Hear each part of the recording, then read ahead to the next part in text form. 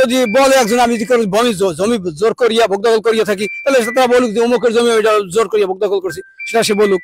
হাসান আর দুলাল এই জমিটা বেচছে ওই অগ কাছে, বিশেষের এই মাইয়ের কাছে। এই জমিতে মাইয়ে বেড়া গোড়া দিয়ে গাছ গাছ লাগে ঢাকা গেছি গিয়া। এরপর হারা অনেক শানু গাজির ভাই মকুল গাজি আর মেমানো লোক খেয়াল লাগে ভাই সরা ঠেরা লইয়া এই গাছ গাছের উগলাইয়া লই গেছি গিয়া। আর একটা ঘর উড়েছে গেছে, ওই তো দেখেন এই অবস্থা করেছে। আমার খবর দিয়েছে, আমি আইয়ে দেখি আমি এগোর আইয়া এখানে পাইনি। আমি আইয়ে দিই ঘটনাস্থলে গাছ গাছারি কলা গাছ টাছ সব উগলি মুগলি রয়ে গেছে এই সময়টি। আর যে বেচছে তো ওই আইসানের কাছে দিয়ে গেল। পূর্বের মালিক তাই না? জি। আপনি কার কাছ থেকে ক্রয় করছিলেন? শানু গাজির জন্য।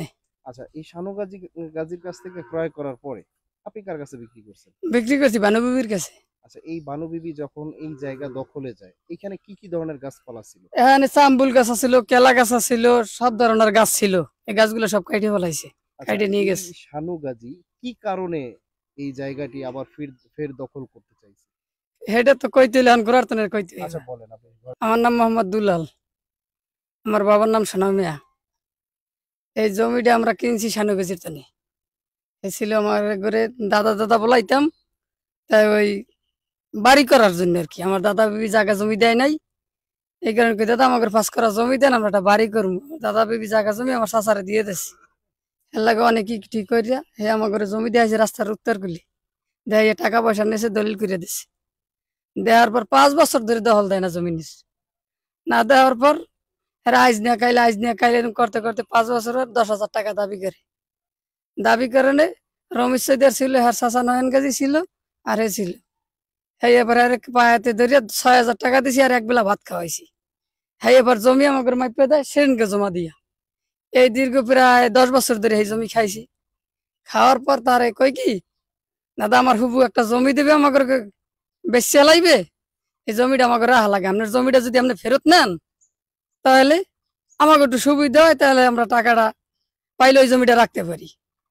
এরকম প্রায় 4-5 মাস আর পিছিয়ে ঘুরছি, হে সহায় দেয় না। লাস্টে একদিন এরকম করা করে কথা কইছি যে আমরা জমি অন্য বেশি চালাম, যদি আপনি না রাখেন। আর জামাইয়ের বাসায় একদিন খবর দিয়ে নেছে, নেওয়ার পর আমরা দুনো ভাই গেছি। যাওয়ার পরে এবার জমিন আপনি যদি রাখেন এলাম আমাকে টাকা দেন, কি বর্তমানে বহায় যেরকম আছে এরকম আমাকে টাকা দেন। এই জমি হে দরকার 30,000 টাকা দেন। আমি কইছি না, বর্তমানে যেরকম হয় তা হেরম আমাকে দেন। কয় না, তুমি অন্য পারলে অন্য বেশি আলাম। লাস্টে আমরা জুম করে এই পড়ছি, আমাকে ধরে যায়ও নাই আর কয় নাই। লাস্টে কি করবো, জমিটা ব্যস্ত হইলে তো আমাকে দলিলটা মিটিশনের দরকার। হের কাছে গাছ দলিলটা, এই গাছ দলিলটা আমার করে 5 মাস তোমার ঘুরাইছে। আমি কইছি খরচার টাকা দেব, গাছ দলিলটাও আমারে দেয় নাই।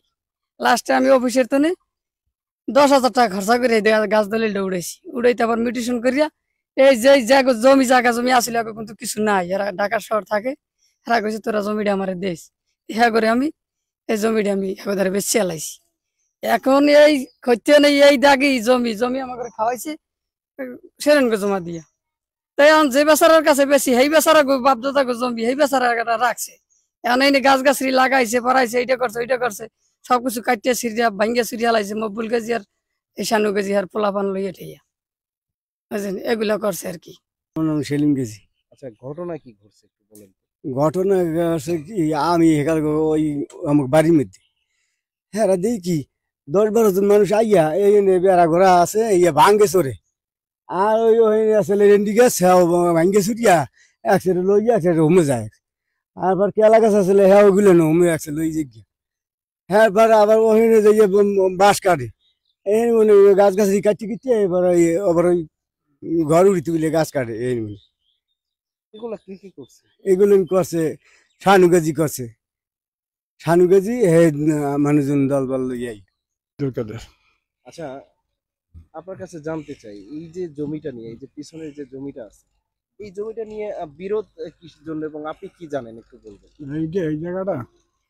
এই জায়গাটা মনে করেন আগে পরে খাইছে শানু গাজিরা, পরে লাস্টে দলিল করছে আমার চাচাত বোন ভানু।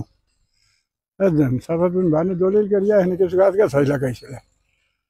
গাছ গাছাই লাগানোর পর সেই গাছ গাছারি হারা ভাঙ্গিয়া ছড়িয়া লইয়ে গেছে। বুঝলেন, এরপরে আবার হেরা টুই চাল দিয়ে ঘর করে গেছে।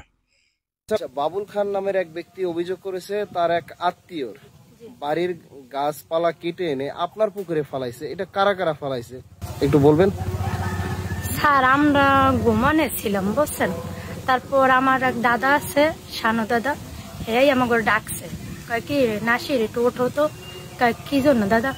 কয় ওই জায়গায় একটু কাম আছে, ওই নেট মেট গুলো একটু খুলতে হবে। তারপর হে ডাকছে, তাই ওর আব্বু তো গেছে, যে ডাকছে দাদাই, বাড়ির দাদা ডাকছে, হেবার গেছে, যাইয়ে দেখে হে যাইয়ে দেখে আবার আমি উঠছি, আর ডাকার পর আমি উঠছি, ওটা আমরা মানে আমরা মুখও ধুইনি। এরপর গেছি, যাই যে অনেক মানুষ, সব মানুষ আমি তো চিনি না, কিন্তু বউ মানুষ চিনি না সব মানুষ। তারপর আমাকে বাড়ির কয়জন আছে, তারপর আবার ওই অন্য পাশের মানুষও আছে। তারপর হেরা এই সবাই যাই দিয়ে সব নেওয়া হয়ে গেছে। তা ওরা আব্বুর আবার কয় কি এই কেলা গাছগুনা তুমি নেও, তো হে তো আবার পায়নি, মানুষ দেখছে বেমালা, হে আবার 2টা কেলা গাছ আনছে, আননে তারপর কয়টা কোথায় নেবো দাদা? কয় ওদিকে নিয়ে যাও। হে আবার 2টা কেলা গাছ আননে ওদিকে নিয়ে, এখন হে পরে এবার আমি আবার ডাকছি, আমি পরে একটু বুঝছি, এবার আমি আইসা পরে ন জায়গায় এবার থাকা লাগবে না, এবারে আইসা পরে আইয়া দেয় আমাকে পুষ্কুনিতে এই সব কেলা গাছ ফালানো। এবারে বলছে দাদা আপনি এগুলো আমার ইতে হালাইছেন কেন? কয় না সমস্যা নাই, থাক এই জায়গায় হালাইছি, ওদিকে নেওয়া লাগবে না, এমনি থাক। এবার সব আমাকে এগুলো ফালাইছে কি আপনাদের পুকুরে? ওই যে আমার এক দাদা, এবার হ্যাঁ নাম কি? শানু দাদা। শানু দাদা আছে, তারপর হ্যাঁ আর এক ভাই আছে মকবুল গাজী, এরা অনেক আর মানুষ আছে তারা হালাইছে। আমি তো নাম তো বলতে পারবো না, জানি না।